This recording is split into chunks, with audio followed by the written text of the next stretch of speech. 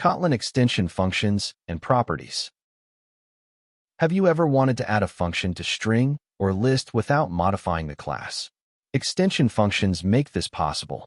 You can add toSlug to string or second or null to list in just a few lines.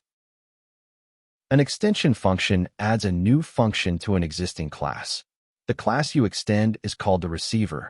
Inside the function, the this keyword refers to the receiver object. Here we add remove spaces to string. We call this .replace to remove all spaces. Now any string can call remove spaces as if it were a built-in method. You can add extensions to any type. Here we add isEven and isOdd to int, and a format function to double.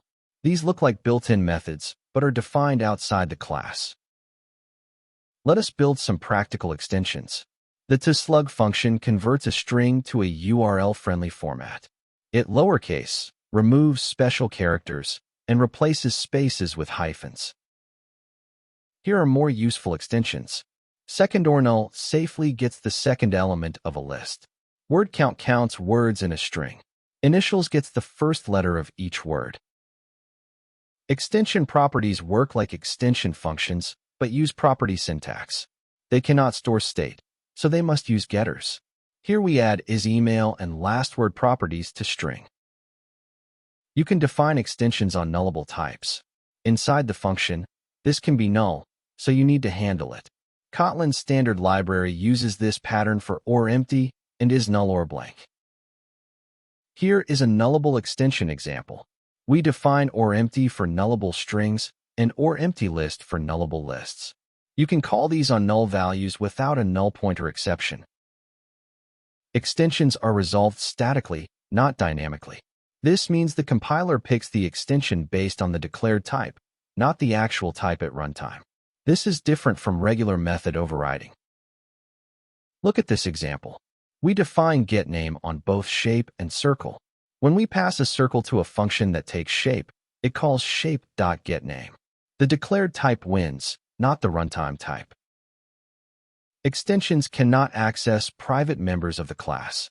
They cannot override member functions either. If the class already has a function with the same name, the member function always wins. Extension functions can use generics. This makes them work with any type. Here we add toSingletonList to any type T and safeget to any list. Generic extensions are very powerful.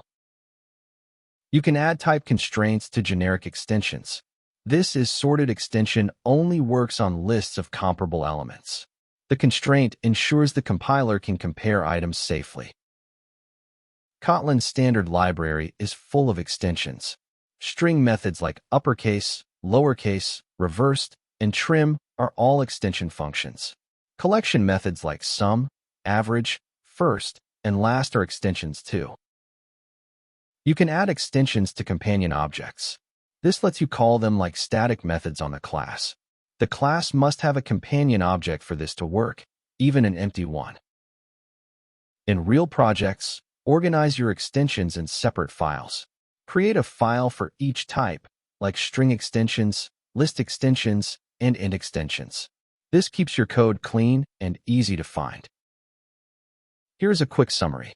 Extension functions add methods to existing classes. Extension properties add computed properties. Nullable extensions handle null safely. Extensions are resolved statically. Generic extensions work with any type. If you like this video, hit the like button and subscribe for more tutorials.